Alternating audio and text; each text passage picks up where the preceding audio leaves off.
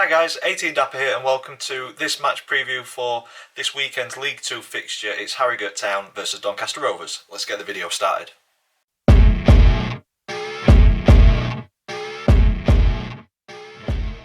So guys, welcome to this match preview for this League 2 encounter. It's Harrogate Town versus Doncaster Rovers. Huge game for Harrogate. Our season is pretty much dead and buried, but we want to end it well, or much better than what we've been currently playing. If you're an existing subscriber, thank you so much for sticking with the channel throughout this very poor period for Doncaster Rovers. It is greatly appreciated. We're so close to 3,000 subs. We're about 45 away at the time of recording. So if you haven't subscribed yet, please go ahead and do so you don't miss any future content, and hopefully Harrogate will be in League 2 next season. So you guys, if you're a Harrogate fan, you'll be able to watch some more content from League 2 next season. And yeah, hopefully you help us on the way to 3,000 subs, and as I say, it is greatly appreciated. If you're new to the channel though, and this is the first video that you've seen, this is a format that we go through match previews, look at previous meetings between the two clubs, current form across all competitions. I say a few words about a Doncaster Rovers player, and then I give my opinions on the opponent's one to watch. But as I always say, you know your club much better than what I do, so if there's somebody else that we should be watching out for in tomorrow's fixture from Harrogate, please get them in the comments down below. I do like to be educated so that I can give you better content in the future. And then we finish the video off with 3 predictions. The predicted team lineup thanks to FanHub. Me and the family do a predictions league, so there's an update on that league table. And then to finish the video off, the all important score prediction at the very end. And spoiler, I've not been very good this season. On to previous meetings though, not much to say in terms of this fixture. Historically, we've only played each other competitively once, and that was earlier this season, and it was a dreadful game for us Doncaster Rovers fans. It was a fantastic game if you're a Harrogate fan watching this video right now. You ended your run of 8 straight defeats, or 8 games without a win, I think it was, and then since then you've done pretty well. I think it's 1 defeat across 6 or 7 games off the top of my head. So yeah, you can thank us if you stay up. We are the gift that keeps on giving it. But as I say, it was a very poor performance from the Rovers, and Harrogate rightfully ran out 2-0 winners in the first competitive fixture at the Eco Power Stadium. So hopefully we can return the favour tomorrow and get 3 points, and I think that'll mathematically keep us safe. But yeah, we can't really judge it on previous games because there isn't enough to judge it on. 1 defeat or 1 win if you're a Harrogate fan. Current form though does give us a bit more of an indication on which way the game may go. Looking at the Rovers, their last 5 draw and then 4 defeats on the bounce. Harrogate on the other hand, a defeat, a win, and then coming into this one off the back of 3 draws but on the back of 4 unbeaten. So confidence should be higher in the Harrogate ranks than the Doncaster ones. The horrible run of form though does continue for Doncaster, and it's heaping pressure on Danny Schofield from the fans. I agree, or I can understand it. Do I agree with it? I'm not so sure. I want to give him an opportunity with a transfer window with his own squad, but I can completely understand the frustrations coming from the stands, from the fans, because there seems to be a lack of tactical adaptability with late substitutions. We as fans could see that the game against Grimsby wasn't going our way around the 70-minute mark, and he brings 2 players on 96 and 97, 98 minutes. They're going to have no impact on the game, and that it's frustrating. And I think as a good coach, you should be able to preempt or see how a game's turning and impact the flow of the game and before it's too late. And at the minute it's too late with his tactical decisions and tactical changes. So I do understand the frustrations coming from the stands. The club have committed to him though in the recent statement about the funds getting added in the summer, but it's one of those, is it the kiss of death? Is it that kind of that wording where they trust the manager and then a couple of weeks later they've gone?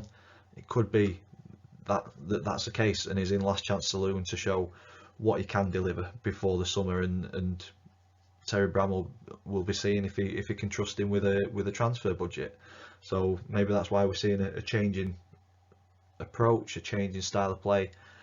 I'm not too sure, but what I am sure about is results do need to improve if any pressure is going to get eased from Danny Schofield whatsoever. And I think another defeat in this one could be the final nail in the coffin, if I'm honest.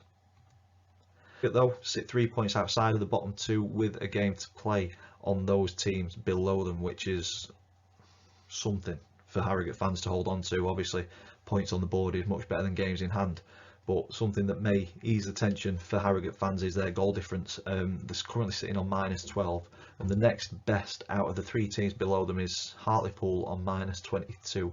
So a 10-goal swing is needed, and it could be vital at this stage.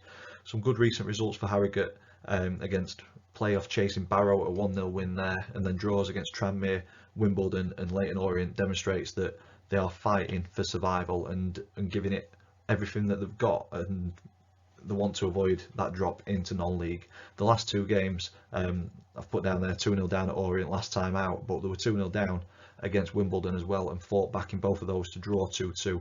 So it just shows that they are putting everything or leaving everything out on the pitch to stay in League Two. So it's going to be a tough one for the Rovers tomorrow. On to player profile for this one, I've gone with Aidan Barlow, 23 years old, left midfielder. It's been a bit of a tough season for Aidan with only 9 or 10 games under his belt due to injuries and change of manager, just not quite slotting into the system or the squad. But he seemed to be a man possessed against Grimsby, and he was rewarded with a wonderful goal. And I think it was worthy of winning any game. Unfortunately, it didn't win this one though. But it was nice to be there and watch it and actually celebrate a goal. It's been a long time. But for me, the fitness on Aidan showed towards the end. He looked absolutely out on his feet from around the 70-minute mark, and as I said earlier in the video, that tactical adaptability and that kind of preempting, that was the point for me where Kyle Hirsch should have been brought on. Agard was struggling as well, and Goodman should have come on. They were left far too late, and I think it contributed to Doncaster dropping too deep and ultimately crumbling at the end. I think Hurst and Goodman on, it'd have pushed Grimsby back 10 yards, which would have given us a bit of breathing space. But yeah, fitness, I think if Aidan brings that fitness level up and performs at that standard in the future, I think we've got a decent player. We're just not seeing it enough at the minute. On to the one to watch for Harrogate. I've gone with their top scorer, Luke Armstrong. As I said at the start of the video, if there's somebody else in the Harrogate squad that we should be looking out for, and you know your club much better than what I do, please get them in the comments down below. I've only gone with Luke because I think he's a very hard-working centre forward, and he's been rewarded with plenty of goals this season in a struggling Harrogate team. 14 goals this season in 45 appearances, 5 assists as well. So an absolute, I think everything is directed through Luke or toward Luke. I think if you keep him quiet, which is easier said than done, you've got a chance of coming away with something from Harrogate. But yeah, I think his effort level, I think his high press will put us under a lot of pressure tomorrow. He scored in the fixture at the Eco Power. I think he may get a goal tomorrow as well. So the one to watch for me for Harrogate is Luke Armstrong. Moving on to the predicted team lineup, this is thanks to FanHub. If you've not downloaded the app yet, please go ahead and do so. Plenty of features to get your teeth stuck into. They're adding more and more. There's challenges and stuff now. Yeah, it's decent. Go ahead, download it, have a look. The predicted team lineup for me this Saturday is as follows. I'm going with Mitchell in goal. I'm not sure if Anderson's going to be back or not. I'm not sure on the injury to Nelson as well. But I've got Nelson in there. I've left Anderson out. So Nelson, Adam Long and Bobby Faulkner as the back three. Luke Molyneux's been playing at left back recently, so I think he'll end up sticking there. James Brown at right back, and I've gone with 3 in midfield. I thought Zane Westbrook looked decent against Grimsby.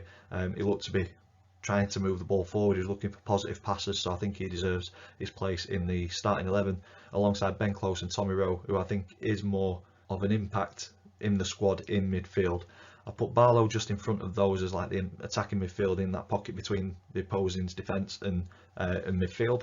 I think it'd sit quite well there, and it gives a chance to play off of the striker a little bit easier as well. The striker, I've gone with Jack Goodman in this one. Give him another run out, because like I say, Agard looked out on his feet on Saturday, so I think they probably just need swapping to freshen it up a little bit. Is that going to be the starting 11? I don't know. That is why it's a predicted team lineup, and we'll see how close we are. Moving on to the predictions league table. So if you're new to this, me and the family predict the scoreline for every single league game. If we're spot on, we get 3 points. If we get the outcome of the game right but not the scoreline, we get 1 point. If we get it completely wrong, we get no points. And as I said at the start of the video, it's not been a good season for me. I am still rock bottom on 14 points. My dad went with a 3-1 defeat against Grimsby, so he got the 1 point, pulling him a little bit further away from me on 17 points. Chris in second on 25 and Max in first on 26. Both of those went with Rovers wins, and obviously we got beat, so no joy, no movement in the table, but my dad pulls a little bit further away from getting the wooden spoon. And that takes me on to the all-important score prediction. For what it's worth, as you see, not very good at predicting Rovers scorelines this season, but I'm thinking Harrogate will be fighting. They've got a lot more to play for than what we have. They're fighting for survival. I'm hoping that we put a performance in for the travelling spectators. We've sold out our allocation, so it'd be nice to reward the fans towards the end of the season after a poor season overall. But I just can't see us winning another game until the end of the season, to be honest. So I'm going to go with a 1-1 draw. Will Harrogate have enough to beat us? We will only find out tomorrow at around 5 PM. I'm going with a 1-1 draw. And that's where I'm going to leave it. If you've enjoyed it, please stick a big thumbs up on it for us, please. Comments in the section down below. As always, try and reply to as many as I can. Subscribe if you haven't already. Please help us on the way to 3,000 subs. It will be greatly appreciated. And all that's left for me to say is thank you for watching, and I will see you in the next one.